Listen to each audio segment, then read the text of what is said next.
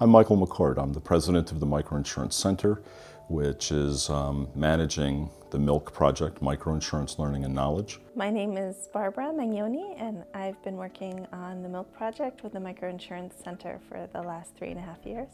Yes, I'm Rick Coven. I'm an insurance industry consultant. I'm the lead consultant on MILK's business case analysis. MILK is the Microinsurance Learning and Knowledge project, and it seeks to understand in more depth two big issues around microinsurance. Is there value for clients, and is there a business case in microinsurance? MILK is actually an incredibly important project for microinsurance. We've assumed, for the most part, that when we offer insurance, there's value for clients. We've assumed that there's a potential business case. If insurers don't do it right, or if they don't get a business case, it's because they just didn't do it right. Products really need to reduce reliance on other difficult mechanisms that people use when they suffer financial shocks. And that's where we start to see whether there is or isn't value. What hinders value sometimes is that either a product isn't understood or explained appropriately, or that promise isn't met, the promise between the insurer and the client. And I think also sometimes we do find products that don't actually reduce the cost to the client. So if they still have to raise a lot of money in order to finance their shock, the product can still not be valuable. What we've done is we've taken a really deep dive to understand exactly what happens to clients when these events occur. What money do they spend? Where do they get the money, both insured and uninsured people? And we can have a much better understanding about the mechanisms now on how people manage risk. And within that, we can understand much better where insurance fits. I think one of the other things that we've learned about microinsurance that has a lot of potential and kind of interesting findings around it is the behavioral impact that insurance can have on low-income people. What we find is, particularly with health insurance, for example, that insurance has some benefits that other financial products don't have.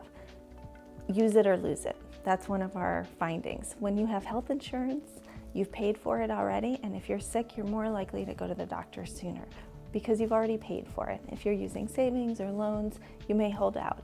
So we are finding that people go to the doctor sooner when they're insured. We're also seeing people behave more frugally when they're insured. If their overall costs are lower, they may be able to tighten their belt over a short period of time in order to manage the shock, rather than going out and borrowing or doing more difficult things. So I think it gives us a really broad understanding, a broad yet deep understanding of these issues of how people manage risk. And with that understanding that you really don't see anywhere else, we have tremendous potential to offer better, more valuable products. Microinsurance sector needs to reconsider the way we offer products, the kinds of service, not just fast claims. We need to think about what are we offering? How are we effectively responding to the detailed needs of clients? How do we, if we recognize, for example, that when we offer a property product to help rebuild your house in the case of a flood or a typhoon in the Philippines, right? The real issue is that people are going to take that money and they're going to use it to rebuild their income generating capacity, right? So why don't we start thinking about how do we help them more effectively do that than structuring something that they're not going to use? We have found that looking all over the world at very many different types of microinsurance programs, that some of them do prosper and are able to be sustainable, make a profit, and some of them aren't. And there are reasons for that. The biggest reason we think is scale. Since scale is so important, it's important then to have efficient, effective distribution into broad channels where you can reach lots and lots of people, preferably using group enrollment techniques. Very difficult to do microinsurance with one-on-one sales. The business case for micro life insurance is unambiguous. Virtually all micro life insurance programs that we examine are able to make a profit and be sustainable.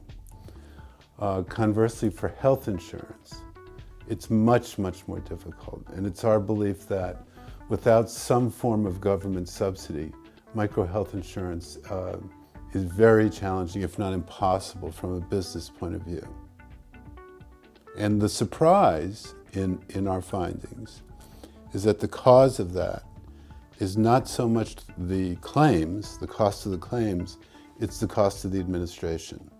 It's the problem of being able to do all the administrative tasks on such a small amount of premium is what turns out to be the most challenging.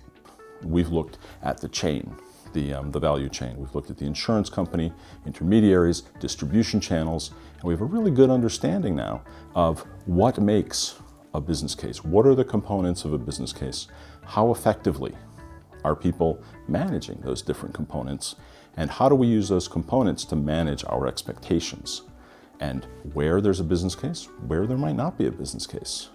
And so this understanding of not just the insurer, but the insurer and the distribution, not just claims and premiums, but claims and premiums and admin costs. We have a very clear understanding of what's going on in microinsurance on the business side, and that information can be tremendously powerful and helpful to insurers all over the globe. Magical balance is that balance between the value for clients and the business case. It's been easy for us, and many of us in microinsurance have looked at value for clients, and that's been the focus. Insurers and others are focused on what's the business case, but bringing those two pieces together is what's critical to being able to make a successful microinsurance market for low-income people. And now, by having the information and the depth of knowledge that we have, because of the kinds of research we've been doing, we have a much better understanding of where you can match those two. It's important for us to look at microinsurance as really entering a new phase, both because of the information we've gathered and the level of detail we now have, plus the kind of natural evolution that we have in the microinsurance industry. It's important for us to recognize that we need to look at this industry differently. We have to think about how we redesign, how we improve our efficiencies, and a lot of the information we've gotten is helpful in understanding those things. And so I think that it's very exciting that we're moving on to Microinsurance 2.0, where clients and institutions will be served much better than we have.